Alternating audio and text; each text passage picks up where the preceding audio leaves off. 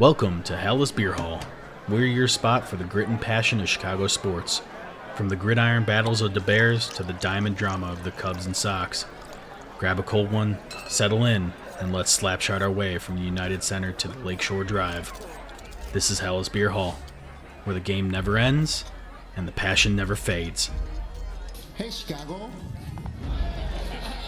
We're ripping this thing down to the studs and we're going to build it up. My lord.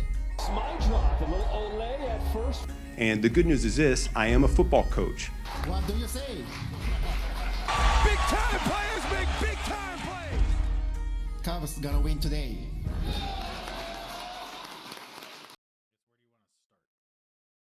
Most relevant? Bears, I'm Bears? thinking. Okay. There is Or actually up a to lot you guys going if you on want to about start I haven't. NHL and NBA.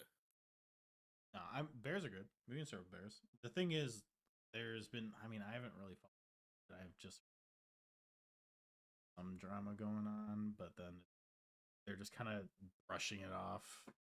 Well, they're addressing it, but brushing it off. Anyways, Yeah, you're talking about the Seth Wickersham report. Fucker. Grew up in Alaska. They don't even have who is football that there. guy? This is the first Likes time to even start hearing shit. his name. He went to Mizzou. So pretty much he put out a report that Caleb, in his pre-draft process, met with Kevin O'Connell, met with the Vikings, really liked them, really wanted to play for the Vikes. Met with the Bears, and his dad said, we're going to explore all options. Chicago doesn't have a history of success at quarterback, no 4,000-yard passer. Heard that a million times. So Caleb and his dad sat down, had a meeting, and actually looked into going to the UFL as well. No way. Swear to God, instead of getting drafted by the Bears. Turns out, UFL doesn't pay as much as the first overall pick in the NFL draft. Caleb does gets drafted by the Bears, and I mean, I don't blame him. Everyone's trying to push a narrative that like his dad's a LeVar Ball and all this shit, and I don't know.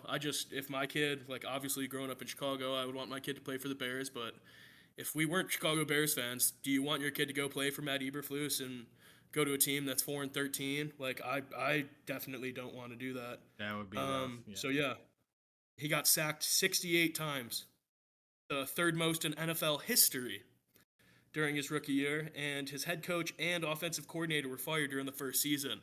I'm shocked why his dad didn't want him to come to the Bears. Like, if head coach is fired and offensive coordinator, that sounds like it's set up for success. 6 straight years with a losing record before we drafted Caleb. So I just think, like Caleb said, all those things aside, the main goal is to be here, and I'm going to turn it around. That's why he was selected as the first pick. That's what they brought him here to do. So, moral of the story is, yeah, he'd want to go to the Vikings. I'd probably want to go play for the Vikings. Kevin O'Connell just got named national coach of the year. Yeah. I mean, I wouldn't really want to come to the Bears either, but it's just kind of just a shitty report, just like a hit piece. And it's part of a book by Seth Wickersham, and it comes out the day after the Bears play the Vikings to open the year. So convenient timing that is by Mr. Wickersham. Yeah, it's more like press publication. Yeah, definitely going on the book tour. I'm with you, Juice. I think they're gonna like check out every option. Like they're first of all, like there are business people. Like it's a business, and like he's an asset, and so they're gonna like find out what is the best possible like return on that investment that they've made in Caleb. So like that totally makes sense. And like yeah, if he had a great visit with the Vikings and like really liked Kevin O'Connell, like they were picking high too. So if they could figure out some way to make it work, then like I mean again, I guess where I'm going is like I don't blame Caleb at all. And I like that he has like completely owned it, and he like even was like, hey, in his press conference, he's like, hey, like we all know like what the story is here. Like we all know the history of the Chicago Bears. I'm not denying that I said that I didn't want to play here or whatever, but like as soon as he had the visit to Hallis Hall and like Ryan Poles told him, hey, we are drafting you, like he took it in stride and he has been committed and ever since. So like it's not like he's, flip flopping around or like telling us one thing, telling stuff Rick Sham another thing. Like he has been, I think, very transparent through this whole thing, and so I like respect that. And then at the same time too, like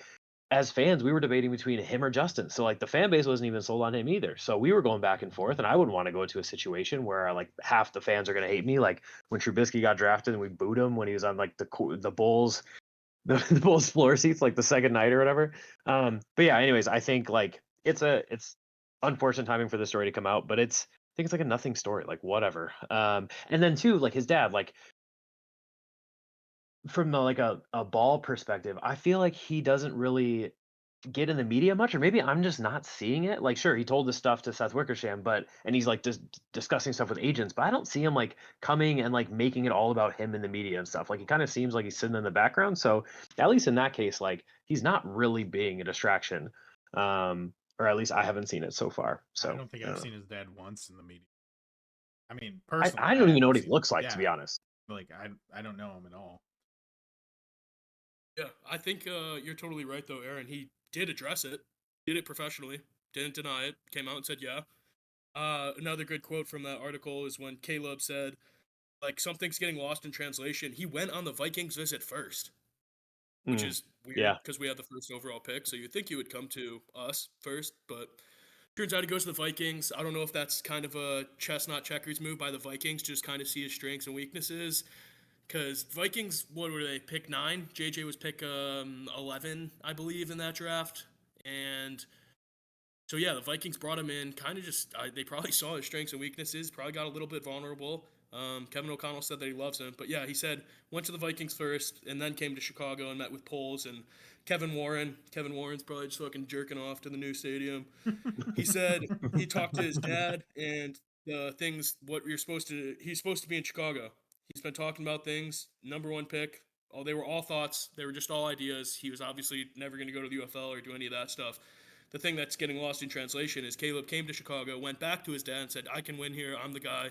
But like, oh yeah, let's go to Chicago." So I think that's the main takeaway from all that. Like you guys said, kind of a whole bunch of nothing, but it is cool that Caleb said went back to his dad and he's like, "No, I can win here. Like I want to win here," and especially now.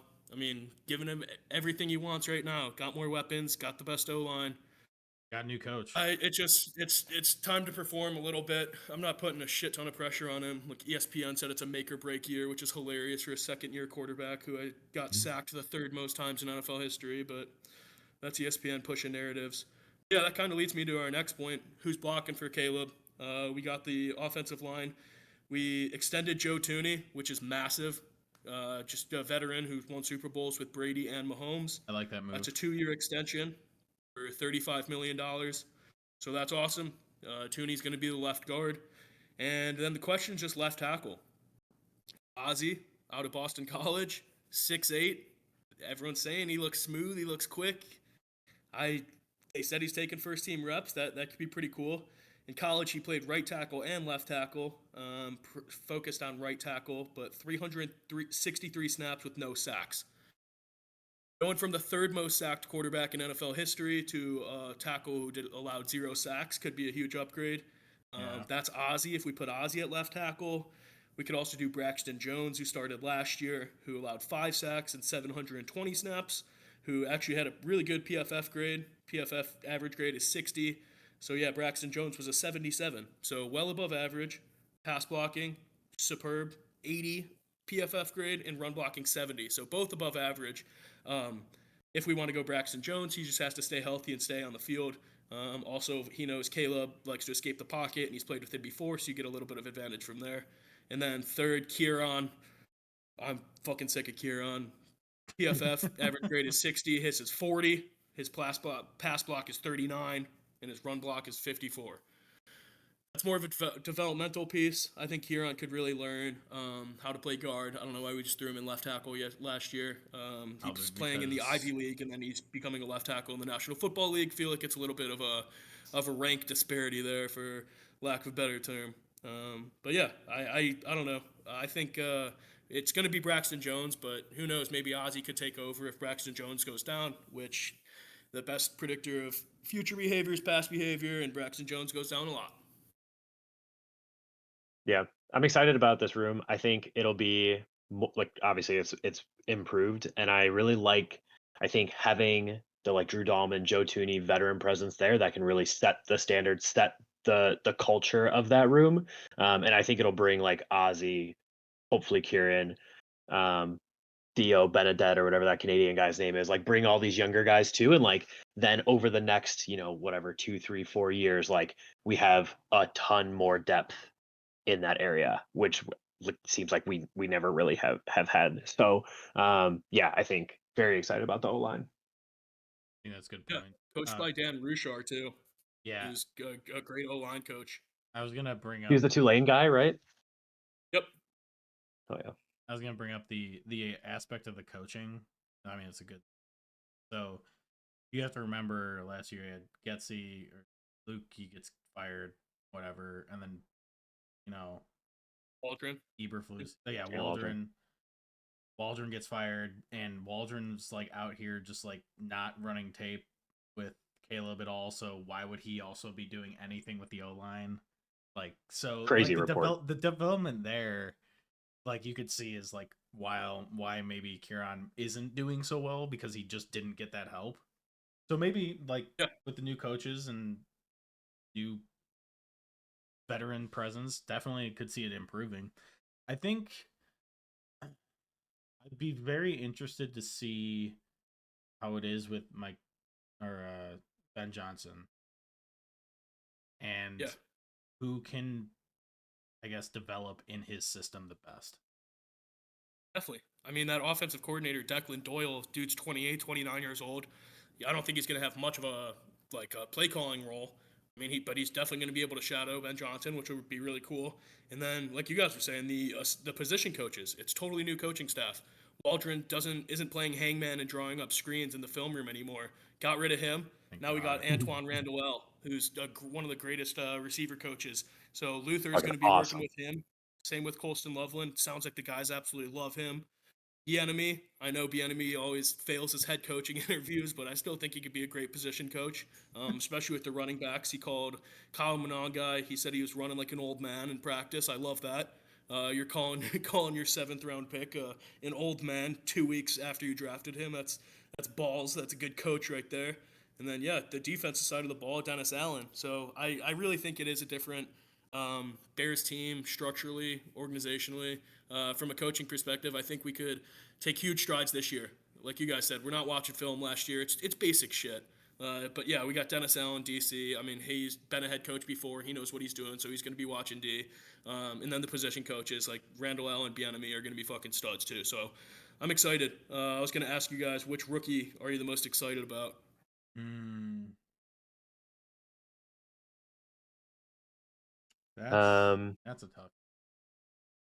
I think like initial answer is Loveland just because like the flashy pick, Yeah, and like interested to see what a tight end does in a Ben Johnson offense. Like, where is he going to go in drafts? Like, of people trying to chase the next Sam Laporta for like fantasy football purposes. But I think Luther Burden, I'm super excited about. I think he's just going to be super explosive, and like that'll be a fun prop bet candidate. I think for this podcast. So I think Luther is my pick. Yeah. Luther's going to be explosive. I really hope he takes that Jameson Williams role um, that Ben Johnson had in Detroit. I'd probably go with Ozzy. I mean, 6'8" left tackle fucking rocks. I do think Shamar Turner is underrated though, and he's going to be a stud, especially working under the D line with all those veterans, with Grady Jarrett and Montez. Montez is a little younger, but could still teach him. I don't know, bull rush, pass rush, any technique, anything like that will be really cool, especially in Dennis Allen's system. I was thinking Dennis Allen played when he was the head coach for the Saints, played against Grady Jarrett, so that pickup has his fingerprints all over it, which rocks. Like he knows he's going to cause some issues, and just like we said, vets in the film room, it really does go Yeah. a long way.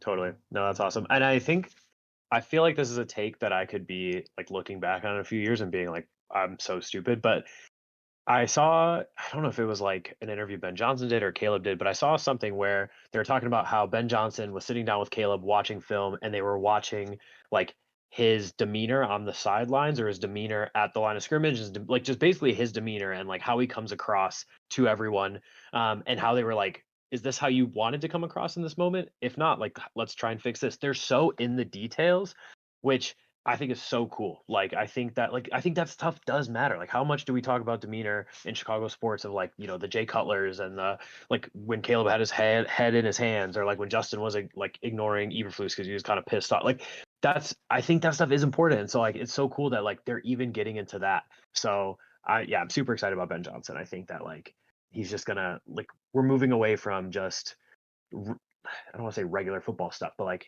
it just feels like he's more of a advanced coach than Eberflus ever was. So On the point of Yeah. that too, also with like getting into the demeanor stuff and like body language, I guess you could say, is when they talk about that and they have like this thing where it's like the rapport of, okay, cool, this is your body language. Like when you're playing, I'll know if it changes, there's something that we need to talk about. Like it, or like we need to address it. Like I get it. Like there might be totally. a problem. Like, okay, let's talk it out. Like what's going on. So it gives that cue instead of like, oh, he's just mad or something. Or like, Yeah, why and is you'll he get mad? pissed off. I mean, Oh that's yeah. that's part of the game. Like Chiefs, like you'll see Kelsey. If you any Chiefs game, Kelsey and Mahomes are screaming at each other on the sideline. Oh yeah. It's not because they Yeah. hate each other. It's not because they don't know how to control their demeanor. It's because they want to win. If Caleb didn't want to win, he wouldn't be getting pissed off at the sidelines. He wouldn't have his head leaned back on the bench like he's giving everything. It's like the Jimmy Butler meme of him leaning on the stanchion in the bubble. Just like, what more can he do? And it's just like he wants to win. He's giving everything he can to this team. So I don't know. I saw that report too. Is they're going to work on his demeanor. I'm not going to look too much into that. I mean, It's we grew up with Cutler, so we know how cool and swaggy it looks to like not care. But I like a quarterback who cares, man. I like a guy who's screaming at Totally. people. I like a guy who's pissed off on the sidelines. yeah. Leader of Yep. men. There you Yep. go. Actually, I think a good example of that is if you go watch the Green Bay Bears game, last game of the season. You can see it on the last drive going down the field. You can see it. And they trust him. It's there. Yeah, even with and that was with Thomas Brown. Yeah. So with with Ben Johnson, we should be a little better, I would think, than the Thomas Brown offense. That gives me so much hope. If we beat the Packers with Thomas Brown, what is Ben Johnson going to cook up? Like nothing. I'm looking up. I'm gonna get my hopes up every single offseason. People say they wait through regular season, but nope, I'm getting my hopes up. That's part of being a Bears fan. Got the new season Yeah. tickets. I'm ready for Monday night against the Vikes. Hell yeah. And like there's even like should have beat the Commanders, should have beat the Lions. Like there were multiple games that we should have won against really good football teams. So like if that ball just like lands an inch a different way, we win those games. So we say this every year, but yeah, it's gonna be a fucking super exciting season. Yeah. Yeah. It'd be fun. I think they said 95 days till kickoff or something. Oh, let's go. I'm ready. So I'm counting down. Speaking of not so fun teams, Chicago White Sox Rough. swept by the Orioles. We were the third worst team in the MLB about a week ago. Back to the second worst team in the MLB. Rockies are a joke, but yeah, we're the second worst team. Swept by the Orioles, 4-8 in the last 12. We are showing some signs of life, though. We are putting up a little bit of offense. Miguel Vargas is playing well. Everyone's calling for him to be an all-star. I don't know if you are an all-star if you're batting 236, but I'd like to see it. I think one of our pitchers or if not a couple of them, could be our all-star selections. But yeah, Vargas has 8 homers so far. That's the most he's hit in a career. He has been in the minors and bounced around, but yeah, 8 homers, 26 RBIs. Those are both leading the White Sox. So that's pretty promising to see. I thought he was a lost cause last year after we got him from the Dodgers. Getting traded from the Dodgers to the White Sox is a pretty tough move to make. But yeah, it seems like he's adjusting. Hitting coach, Grady Sizemore, we're doing everything well. Their team's starting to hit. Mike Tauchman, thank you, Connor, for giving us him. He's batting 372 so far with a 1.132 OPS, which is unreal. I think him and Mydroth at the 1-2 spot just get guys on base for 3 and 4, and guys start taking the at bats a little more seriously. And then the complete opposite of that, Luis Robert not taking his at bat seriously.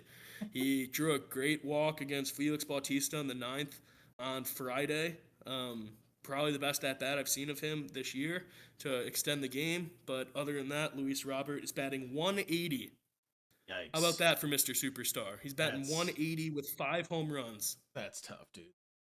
I would like a little bit Horrible. more out of Like, Luis. I mean, all the jerseys in the crowd are his, so can we step that up a little bit, please, Mr. Luis? would you hold on? Would you consider so like take like an average person and their batting percentage? Like, where do you think that falls? Like, where do you think you would line up? You'd be like a point 8, point 9, whatever point Like 5. us, like Yeah. I'd be a 0. You'd be I a wouldn't hit a 0. single fucking ball. There's no. I'm Come on, scared of the you ball. could I you bet swing I. it once, you could just hit it. I'm like a 500 hitter in slow pitch softball. There's no way in hell. Yeah, I'll just get hit by every pitch. There you I'd go. crowd the absolute shit out of the plate. You'd be a Bambino. Yep, 100%. I would look intimidating. I would have the arm sleeve, the elbow guard on. Some eye black, you would look sick Yeah, with some eye black, yeah. dude. Yep, 100%. Yeah. But I don't know. I mean, I'm also not getting paid $80 million to be the face of the White Sox.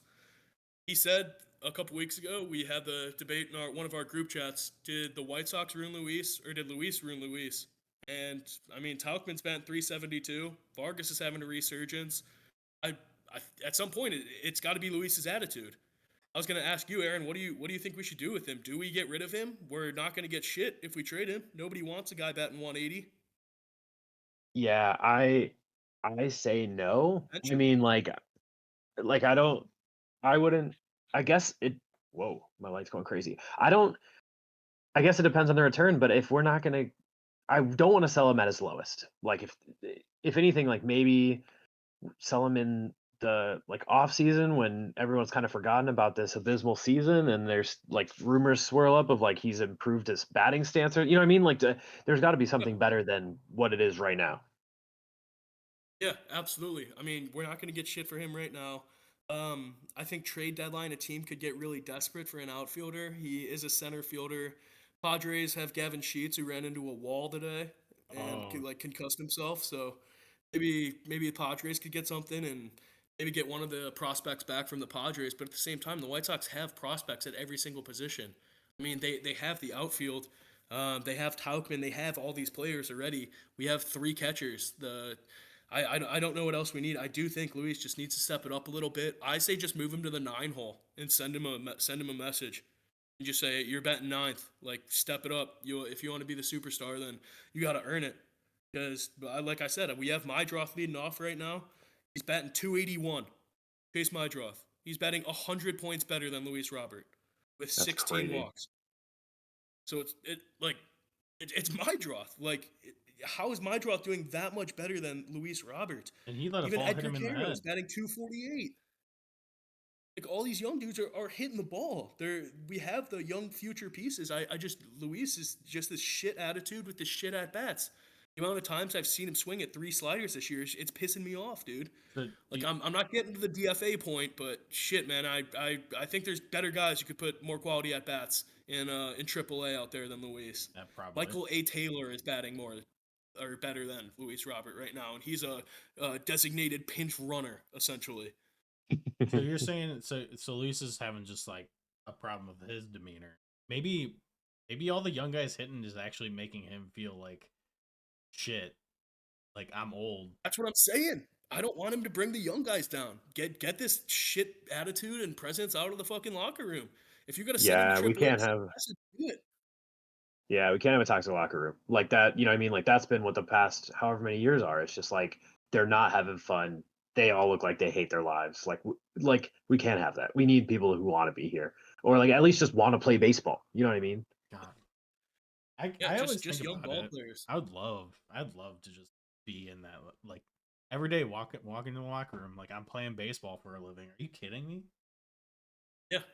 It's like Eloy and Moncada the past couple years. Like we should have sent them down when they were sucking. And we just continued to believe in them because that's what Rick Hahn does and the prospects are studs and they're gonna perform, trust him, and they just never do. It's like send a message every once in a while, and I think Venable will. He's benched Luis a couple games so far this year. Um I don't think it's for rest either. Like he's just not doing well at all. And then I do like the move. We sent Andrew Vaughn down. That's huge. He's not performing. Send him down. But yeah, send Elko back down. I don't love that. Young first baseman. He struggles with contact. He either goes yard or strikes out. But I think Elko comes back up and Teal should come back up. But Matt Thaiss traded to the Rays. I like that move. I don't know why we had so many catchers. We do have Teal and Caro and Corey And Lee. Corey So Lee, yeah.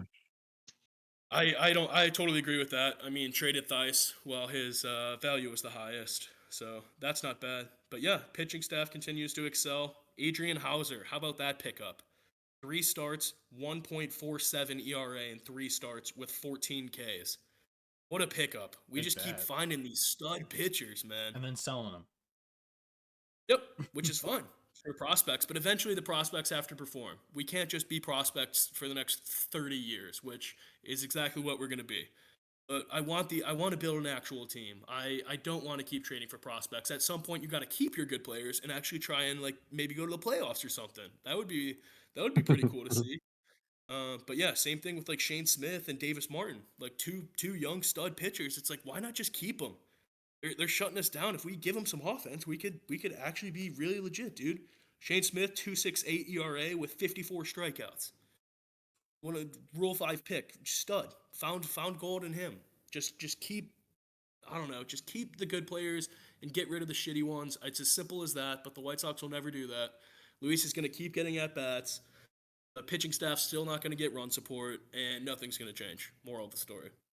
And that's what's annoying too is like now you're just restarting this like endless cycle of again, you don't have a culture, you don't have any experience in the clubhouse of people who have learned to succeed here like against all odds and like they could give that to other players who come from similar positions. And so like if we were able to keep them and then as the prospects grow older like they could then pass down that knowledge to them and like bring them into this whole system of Venable and Katz's like methodology and whatever and like it's yeah we at some point and again like it's not like they cost us anything so why not just keep them and see what happens. So I agree with that.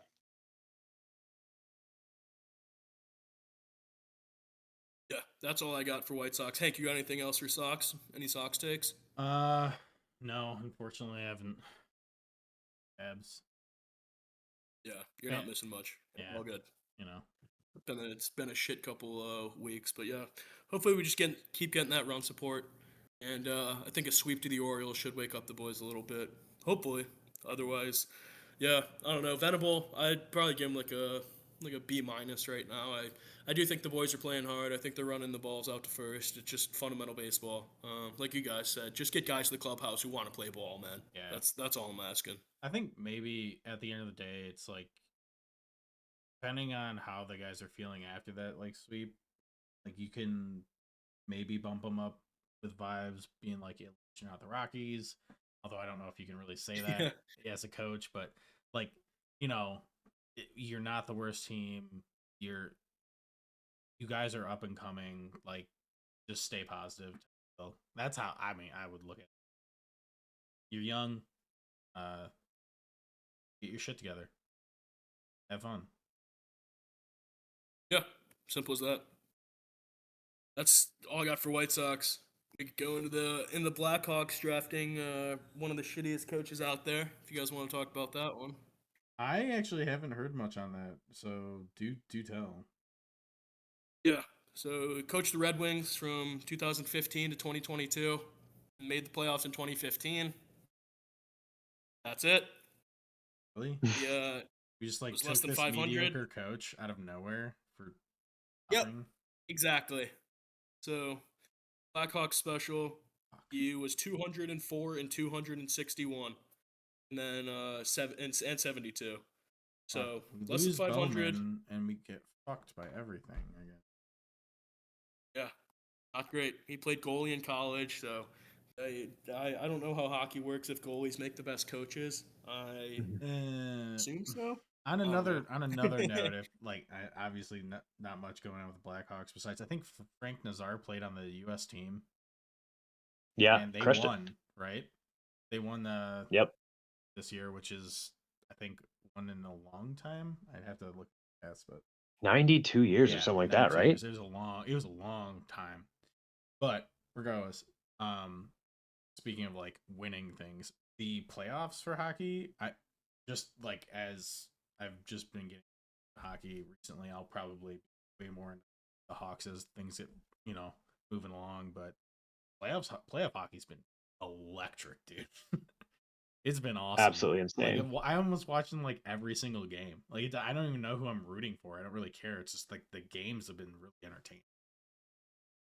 So, Finals rematch, Stanley Cup rematch this year. dude, I like as much as sometimes I know some people are like, "Oh, I hate when teams like rematch like back-to-back years." But that just goes to show you like they're the best teams for a reason, you know? And then you got the whole Yeah, especially in hockey. superstitions. Yeah. You got the whole superstitions of like not touching the trophy, touching the trophy. And it's like I've seen videos That like was cool. McDavid touched it this year, and everyone in the whole crowd yeah, just they're like audibly gasped. They're like, Yeah, that's "What?" fucking awesome. oh my god. That was beautiful. Yeah, the Oilers are an interesting story, man, because they started the playoffs without Skinner in net, and they Yes. put Skinner in net because he was struggling going in the playoffs. But they put him in net, and since they put him back in net, he's been dominating, man. So it's pretty cool to see a redemption arc. I remember the Hawks with Crawford and Mm-hmm. Darling, and just whoever's hot. That's who you got to ride. It If you've been the goalie all year, but you let up 5 goals in the first game, kind of like Dallas did. I think that was stupid in Game 6 when they lost. They pulled Ottinger after allowing like 3 goals in 10 minutes, but I don't know. I mean, hockey's an interesting sport. It's definitely mental, especially if you're a goalie. Jeff Blashill knows that more than anyone. Fucking shit coach. But yeah, I have another fun stat about Blashill is Tampa Bay won the cup in 2020 and 2021, and then he showed up in 2022 and they didn't win anymore. uh So I don't know. I'm not saying he's the reason that the Lightning he just kind of shit on the Lightning franchise, but yeah, let's go get him.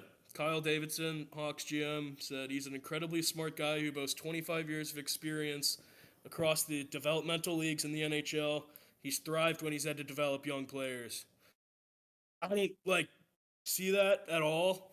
Um, but I mean, who knows? I just think we got to make some moves and get some guys around Bedard. Uh, if the Oilers don't win it this year, I could see them trading a couple of their big pieces. Just go get a vet, go get a guy that's played in the playoffs, and not a Pat Maroon or someone else. Get a guy who's still got a little bit of juice left in the tank. you know who's I was gonna looking be at Mitch Marner, Aaron Ekblad. I think we have $30 million in cap space, so go make a trade, Hawks. Get Bedard some fucking help. you know who's gonna be trading is the Leafs. Leafs are gonna break up the Yeah, floor, dude. exactly. The Leafs are gonna they're gonna just probably sell everything. There's no Yeah, way. I don't blame them either. Like especially in that in their conference, man. Like Mitch Marner's gone, but I think Mitch Marner, I think a vocal leader like that who's still got a shit ton left in the tank could be perfect alongside Bedard. This- He yelled at his boys to wake the fuck up the other day. He hasn't done shit in like 5 games, so I kind of love that move. How even if you're not playing the best, just be like, "Come on, guys, play better." It's like you kind of are the problem, but at the same time, I like that juice. Let's He let's studies let's get some. demeanor. yeah. So Yeah. Now I Yeah, mean 100%. so hear me out. So this is what I'm thinking. I'm thinking Leafs you sell, Hawks pick up one of the guys from Leafs and obviously like going into a franchise that is like a historic franchise. I mean, sure, I'm be a little biased here. I think you could do a lot of work. Now, the crazy talk on the town is Jonathan Taze is coming back to the league. I wild, but I think the Leafs probably pick up Jonathan Taze. Oh, I Just a mean I could take, see dude. that, Just a bro. take. I Yeah. heard Winnipeg It, might be You an heard option for Winnipeg? him too. Okay. Yeah, I think isn't he? He might be. He's like from there. I could see him Where is going he to that from? sounds any of the Canadian teams. Yeah, he's from yeah. Winnipeg, so kind of like a homecoming. Like got something to play for. Like there's more to it than his skill. You know what I mean? Like I think that'd be kind of cool. Maybe. Yeah. Okay. Yeah, I he's like it. 37, Dude took like but what? He took a couple years off? Was Or it 2 or yeah, 4. 2 or 3? 3, I think. Yeah. 4. Wow. He Yeah. just disappeared and went overseas. Yeah, his COVID immune system disorder, I'm pretty sure. But he said he's all good. I mean, I just want him to be safe. He's already a legend. Don't rush the comeback. If he's not feeling good, I don't want anything to happen to him. He's a legend in these streets. So, but I am happy that he's back. But yeah, July 1st is when NHL free agency opens up. So that'll be when I'm sure he's talking to teams right now. Yeah, But yeah, definitely is. He July already told his 1st. agent Yeah. get out there and do the talking. Yep. I'm Sick. curious on what we all do this year. Like next year is such a crazy free agent class too, with like McDavid coming up and some of the other big names. So like, does McDavid leave Edmonton? Like, I've heard that could he go to Toronto? That's his hometown team. Like, there could be a lot of shifting. So I'm curious on like, do the Blackhawks kind of ball out this year? Do they wait till next year? But at that point, like, are you just stunting the growth of the prospects by not putting like a competent team around them? Like, I think Kyle Davidson has a lot of choices to make, and I'm sure goalie extraordinaire Jeff Blazel will help him in that area. Yeah, I don't know. It's kind of a wild Who time. doesn't want to play for Jeff? Yeah. Oh, Jeff. Yeah, do you guys have a Stanley Cup prediction? I'm gonna go Uh, Oilers in 7. That's a really good prediction. I was literally thinking that too, dude. It's balls to the walls. It's a rematch. No way the Yeah. Oilers let the Panthers just get away with easy wins, dude.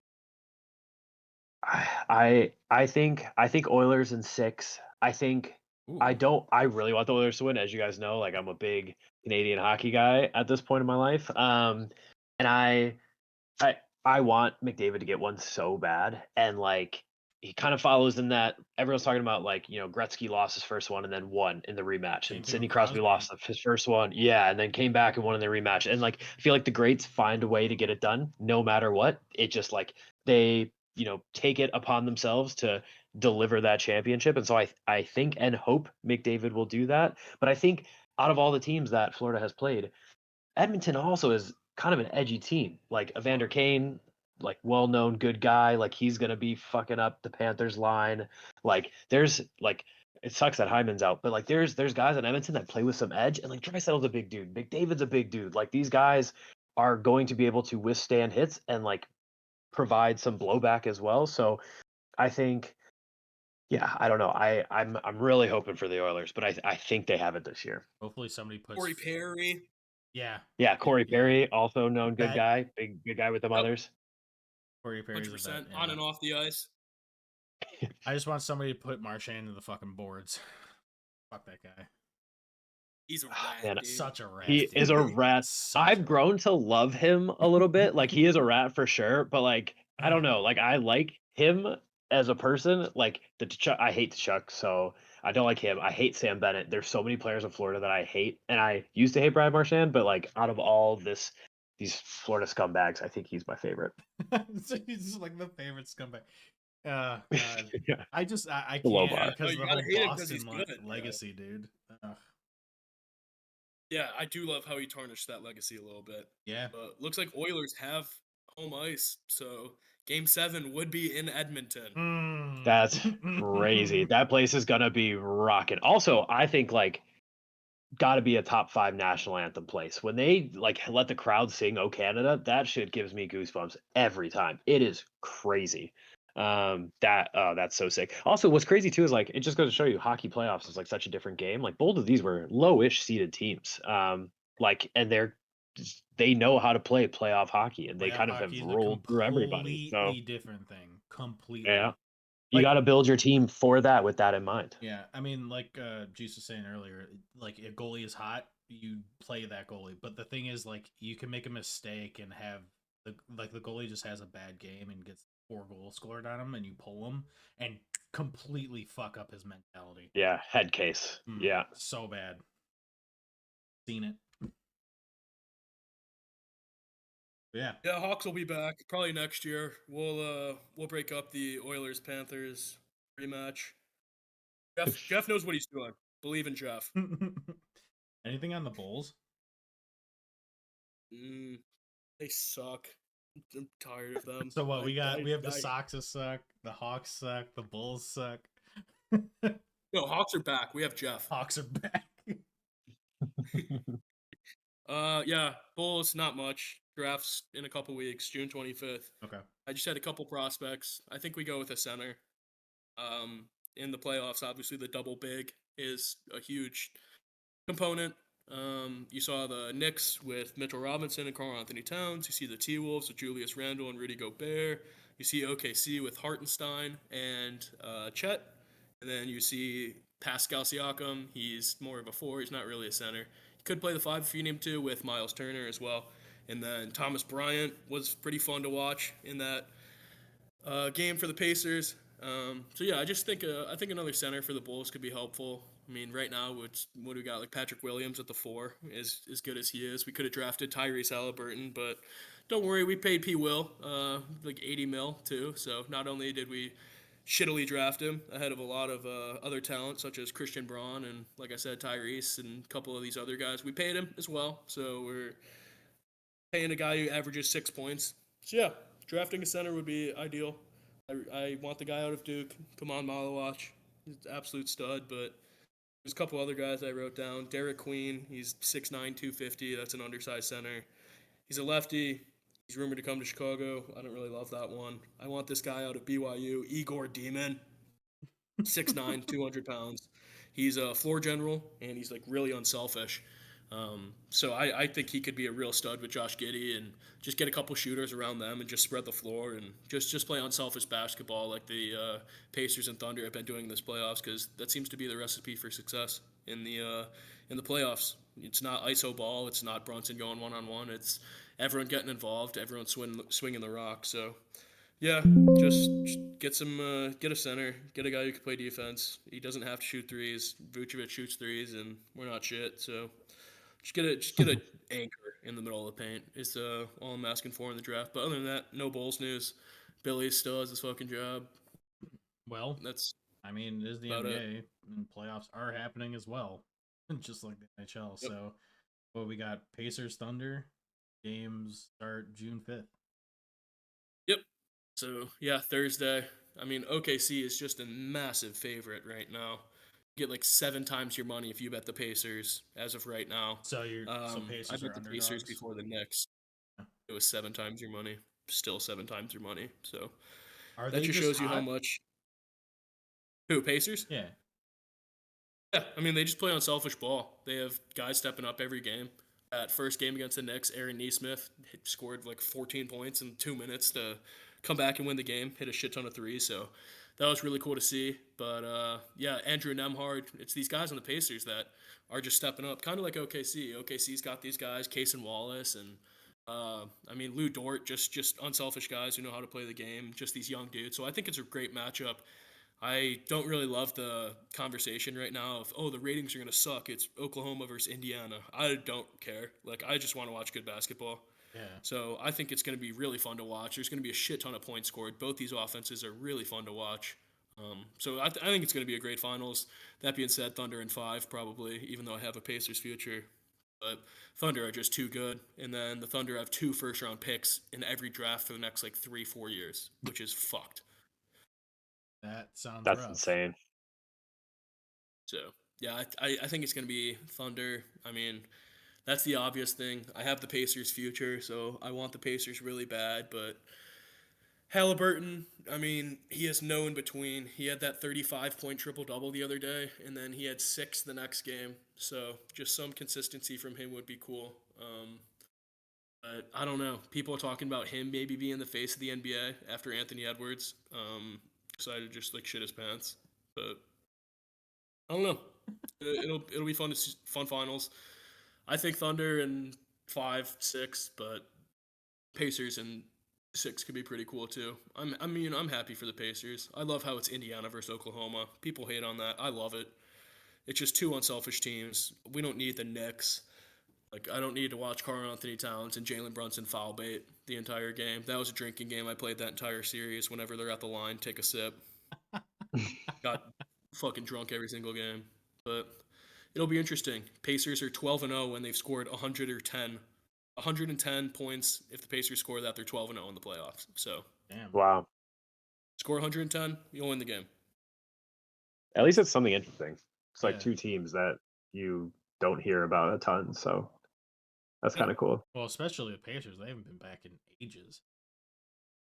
Yeah, they've gone to one finals. I think it was the year 2000 against the Lakers. They lost 4-2 in the series, but it's pretty cool. I mean, what are you guys' thoughts on Reggie Miller doing the game on TNT and then also like being at the trophy ceremony after the game? I could see how Knicks fans got a little bit mad at that. Yeah, It's a little bit biased. just a smidge, just a smidge. Yeah. But he's It's like like such a legend for them. Like yeah, I I don't agree. He I should be at don't the know. trophy ceremony. I don't know if he should Yeah, have been on the series. that's Every fair. foul, That's fair. he's, oh, dude, flagrant. It's like, nah, I don't know, Reg. Like that looks like basketball to me. But That's yeah, true. And I that think was that you can like still throw him on like the panel. You know what I mean? Like doesn't have to be on the actual yeah, call, but like you can bring him in for other stuff. It's not like he has to like completely recuse himself from the whole series. Yeah, absolutely. And then yeah, it was the last NBA on TNT broadcast. They're just moving to ESPN. So like everyone's like Barkley and Shaq and Kenny and Ernie are gone, but they're moving to ESPN. Like they'll be fine. They'll still be there.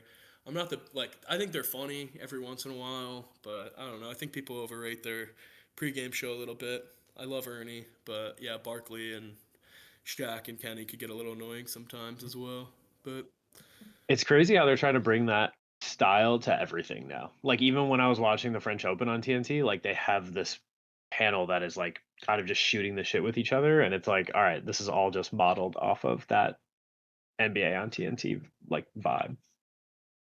yeah, next year is NBC for the NBA. I think it's going to be Carmelo, Dwayne Wade, and there's another guy that I'm missing. Oh, not Mike Tirico. Tirico's an NBC guy. It might have been Tirico. Yeah, I think it'll be just cool. I just feel like the NBA, like the broadcast could be a little bit better. I feel like there's more like hype and stuff if it was on NBC. The ESPN is just terrible. It's just Kendrick Perkins being like big body Brunson, and then Brunson just gets clamped by Aaron Neesmith and Andrew Nemhart. So a little bit tired of that. I want to see like actual good basketball players talk about the game, like D Wade and Melo. I think that'll be really interesting to see. having Oh yeah. basketball players talk about basketball is probably the Yeah, because they totally. know the ins and Got a outs. little Chicago Sky news as well, boys. Oh, Started 0-4, doing their part in Chicago sports. damn. They won their last Yeah. two though. The only one that I saw was at like the first opening game against the Fever, and they just got fucking mopped. Like it was such a big talking point of like the Angel Reese versus Caitlin Clark, and they just got fucking stomped in Isn't that there building. this whole So thing about Angel Reese missing her first shot of every game or something like that? That Like bet there's rocks. a bet like she's gonna miss every single one or whenever she plays. That's so ruthless, dude. Yeah, she's made her first shot one time out of the 6 games that she's played in. So if you want some more money, you also take her to get 10 or more rebounds each night. I've done that, and I think she's got it in every single game. Damn. So yeah, I'm not advising you to bet on the WNBA, but if you had to, Angel Reese if you rebounds. were forced, gun to head. Yeah, 100%. Angel Reese's got you. Yeah, I mean that's all I got. I think we touched on every Chicago team. Yeah. I think we're back. Yeah, all the baseball teams in Chicago we touched on. Chicago Dogs are doing all right. I think I don't know. I haven't even looked at their schedule. Gary Railcats are doing stuff. Railcats are doing pretty well right now. Joliet Slammers, if they're still the Slammers. The Slammers? Yeah, I think it's the Slammers. Joliet Slammers. That works. Well, yeah. No, I think we did it, boys. Too bad we didn't have our other host jump on. I'm sure we'll get Connor back on the pod. Yeah, we got to get the four of us. I think we got to make the next schedule or the next podcast about the schedule. Do the schedule Oh, prediction show. yes, I I feel like agree. that was my favorite show of last year. That was so fun. Yeah, I agree. Yeah, okay. So next episode, we'll do schedule predictions because we do have that. Good stuff. All right, we out. Well, a lot of things happen today. Sometimes life deals you bananas and you gotta just say, fuck it, I'm gonna eat that shit. I'm not touching it. Cut it. Cut it. We're cutting it. We're done. I had to tie that in. We're out. And they were all great. And they were all thrilling. And they were all dramatic. But you know what? Get big, get tough, and get fucked. Too bad we couldn't have had Hot, juicy cake takes. You know what I'm saying? Yeah, that's some fine. hot cakes on the griddle. You know what I'm saying?